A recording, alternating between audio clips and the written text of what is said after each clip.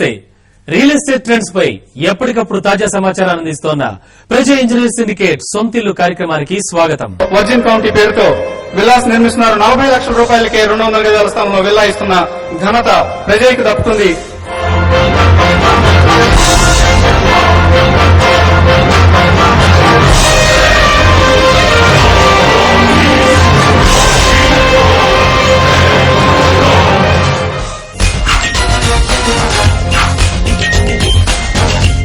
ఆంధ్రప్రదేశ్ లో హైదరాబాద్ కంటే ముందే గ్రేటర్ సిటీ హోదా పొందిన తొలి నగరం విశాఖపట్నం. సుందరమైన సముద్ర తీరం, ఆహ్లాదకరమైన కొండలతో అలరారే ఈ నగర చుట్టుపక్కల ప్రాంతాలు పర్యాటకులను విశేషంగా ఆకర్షిస్తున్నాయి. దీనికి తోడు ప్రశాంతమైన జీవనాన్ని గడపాలి అనుకునే వాళ్లు వైజాగ్ కు ప్రాధాన్యతను ఇస్తుండటంతో దశాబ్ద కాలంగా ఇక్కడి రియల్ ఎస్టేట్ వ్యాపారం జోరు మీదుంది. విశాఖ రియల్ ఎస్టేట్ ట్రెండ్స్ పై TV5 స్పెషల్ రిపోర్ట్.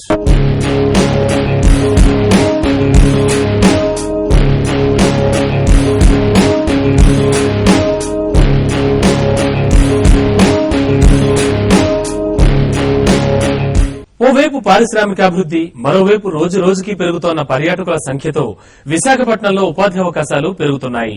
పెరుగుతున్న జనాభాకు తగ్గట్టుగా ఇళ్ల నిర్మాణం కూడా అనివార్యమైంది. దీంతో వైజాగ్ రియల్ ఎస్టేట్ కు డిమాండ్ పెరిగింది. మన రాష్ట్రంలో హైదరాబాద్ తర్వాత అత్యంత వేగంగా అభివృద్ది చెందుతున్న నగరం విశాఖపట్నం. పారిశ్రామికంగా శరవేగంగా దూసుకుపోతున్న వైజాగ్ విద్య, IT రంగాలలో దేశంలోని ఇతర నగరాలతో పోటీ పడుతుంది. నగరం చుట్టుపక్కల పరిశ్రమలు వెలియడంతో పాటు ఉపాధి అవకాశాలు పెరగడంతో నగరానికి వలసలు కూడా ప్రతి ఏడాది పెరుగుతున్నాయి. పరిశ్రమలకు అవసరమైన నైపుణ్యం కలిగిన యువకులను అందించేందుకు విద్యా సంస్థలు కూడా పుట్టుకొస్తున్నాయి. ప్రతి ఏడాది వేల మంది విద్యార్థులు ఉన్నత విద్యను పూర్తి చేస్తున్నారు. మరోవైపు విశాఖ నగరం ప్రకృతి అందాలకు నిలయం. రామకృష్ణ బీచ్, ఋషికొండ, కైలాసగిరి, భీమిలి, అరకు, బొర్రా గుహలు సహజ సిద్ధమైన అందాలు ప్రకృతి ప్రేమికులను అలరిస్తున్నాయి. వీటిని చూసేందుకు ప్రతి ఏటా దేశ విదేశాల నుంచి లక్షలాది టూరిస్టులు విశాఖను సందర్శిస్తున్నారు.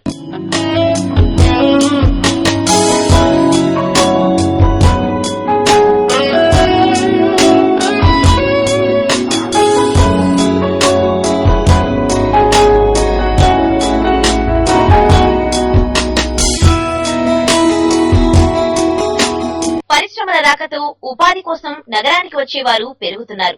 దీంతో నగర జనాభా 18 లక్షలు దాటింది.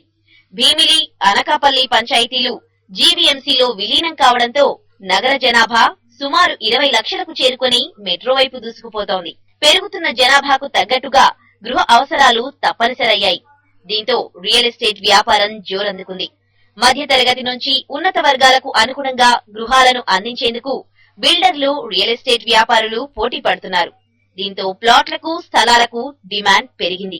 మన ఆంధ్రప్రదేశ్ తో పోలిస్తే విశాఖపట్నం చాలా ప్రశాంతమైన సిటీగా నోటీస్ చేయడం మూలంగా అందరూ కూడా విశాఖపట్నం వైపే దృష్టి సారిస్తున్నారు. సో దాని మూలంగా విశాఖపట్నం ల్యాండ్ కాస్ట్ కూడా కాస్త ఎక్కువగానే రెట్టింపు అవుతా ఉంది. దాని effect construction field, construction activity మీద కూడా పడడం మూలంగా ఎసెట్ రేట్ కూడా కాస్త పెరుగుతూ వస్తుంది.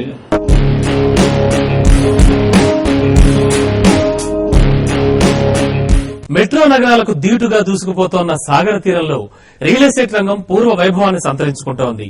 ఆర్థిక మాంద్యం దెబ్బతో స్తబ్దంగా ఉన్న స్థిరాస్తుల అమ్మకాలు ఇప్పుడిప్పుడే మళ్లీ జోరందుకుంటున్నాయి. దీంతో రియల్టర్లలో కొత్త ఉత్సాహం కనిపిస్తోంది. 2000 నుంచి 2007 వరకు విశాఖలో రియల్ ఎస్టేట్ 3 వెంచర్లు, 6 అపార్ట్మెంట్లుగా కళకళ్లాడింది. అయితే 2008లో ఆర్థిక మాంద్యం ప్రభావంతో రియల్ ఎస్టేట్ నెమ్మదించింది. ప్రపంచవ్యాప్తంగా ఆర్థిక వ్యవస్థ కుప్పకూలడంతో రియల్ ఎస్టేట్ వ్యాపారం కుదేలైంది. ప్లాట్లు, స్థలాల రేట్లు ఒక్కసారిగా తగ్గాయి. బిల్డర్లు, రియల్ ఎస్టేట్ వ్యాపారులు భారీగా నష్టపోయారు. 2 ఏళ్ల పాటు ఇళ్లు, స్థలాలు కొనేవారే కరువయ్యారు. రియల్ బూమ్ అంతా కూడాను సాఫ్ట్వేర్ బూమ్ 2000 ఇయర్ Y2K 2000 తో స్టార్ట్ అయింది. అక్కడి నుంచి 2007 వరకు మనం చెప్పాలంటే ఒక ఎపిసోడ్ అనుకోవాలి. 4000, 5000 రూపీస్ ఉండే per square yard 50,000 reach 10 folds అయింది విత్ ఇన్ 5 years లో.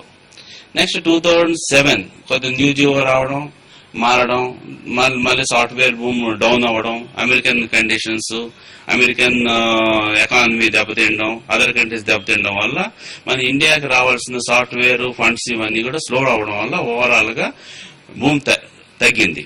అంటే తగ్గిపోవడం అంటే రేట్ ఏం తగ్గలేదు, స్టాగ్నేట్ అయింది. 2010 తర్వాత కొద్దిగా ఆర్థిక మాంద్యం ప్రభావం తగ్గడం, ప్రతీకవాదం ఊపందుకోవడంతో ఇక్కడ మళ్లీ రియల్ వ్యాపారం జోరందుకుంది.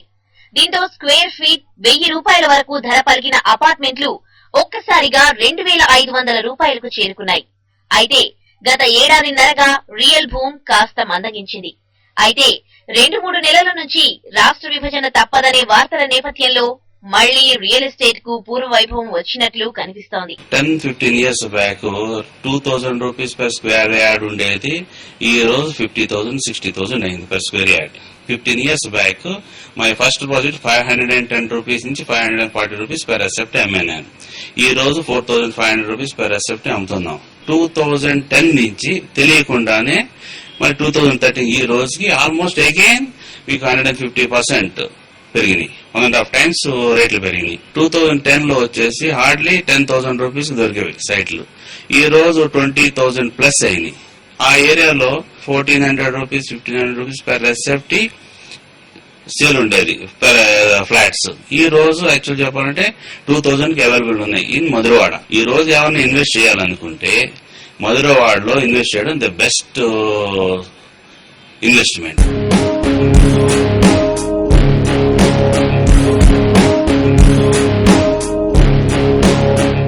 ప్రజా ఇంజనీర్ సిండికేట్ సొంతిల్లు కార్యక్రమంలో ఇప్పుడు స్వల్ప విరామం తీసుకుందాం.